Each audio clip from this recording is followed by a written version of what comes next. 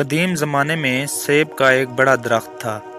उस दरख्त के करीब ही एक छोटा लड़का रहता था। उस लड़के को रोज़ाना उस दरख्त के पास आना और खेलना अच्छा लगता था। वो उस दरख्त के ऊपर चढ़ जाता और उसके फल तोड़ तोड़ कर खाता और फिर उसके साए में सो जाता। वो लड़का उस दरख्त को बहुत चाहता था और इसी तरह उस दरख्त को भी उस लड़के के साथ खेलना अच्छा लगता था।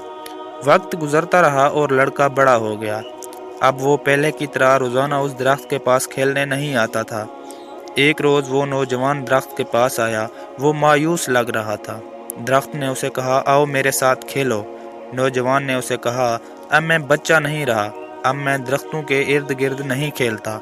मुझे कुछ खिलौने चाहिए और उन्हें खरीदने के लिए पैसों की ज़रूरत है। उस दरख्त ने कहा, मुझे अफसोस है, मेरे पास पैसे तो नहीं हैं, लेकिन ऊपर जो सेब लगे हुए हैं तुम उन्हें तोड़कर बेच सकते हो। उसके बाद तुम्हारे पास पैसा आ जाएगा। नौजवान बहुत खुश हुआ और उसने दरख्त के सभी सेब तोड़े और खुशी खुशी चला गया। सेब तोड़ने के बाद नौजवान वापस नहीं आया तो दरख्त को मायूसी हुई। एक दिन वो नौजवान आया। अब वो जवान हो चुका था। दरख्त बहुत खुश हुआ। उसने जवान से कहा, आओ मेरे साथ खेलो। हस्बे तवक्को उसने इनकार कर दिया। मेरे पास खेलने का वक्त नहीं है। मेरे लिए ज़रूरी है कि मैं अपने कुंबे के लिए काम करूं। हमें रहने के लिए एक मकान की ज़रूरत है। क्या आप मेरी मदद कर सकते हैं? दरख्त ने उसे कहा कि अफसोस है, लेकिन मेरे पास कोई घर नहीं है। फिर भी अपना घर बनाने के लिए तुम मेरी टहनियाँ काट सकते हो। उस आदमी ने दरख्त की सारी टहनियाँ काट लीं और खुशी खुशी चला गया। उसे खुश देखकर दरख्त खुश था, लेकिन उसके बाद आदमी उसके पास वापस नहीं लौटा तो दरख्त को फिर से तन्हाई और मायूसी का एहसास होने लगा। एक दिन फिर जब धूप निकली हुई थी और गर्मी काफ़ी ज़्यादा थी, वो शख्स आया। उसे देखकर दरख्त बहुत खुश हुआ और हस्बे आदत उसे कहा, आओ मेरे साथ खेलो। आदमी ने कहा, मैं बड़ा हो गया हूँ और चाहता हूँ कि समंदर में सफ़र करूँ ताकि खुशहाल हो जाऊँ। क्या आप मुझे एक कश्ती दे सकते हैं? दरख्त ने कहा, मेरे तने से अपनी कश्ती बना लो। उससे तुम दूर तक सफ़र कर लोगे और खुश हो जाओगे।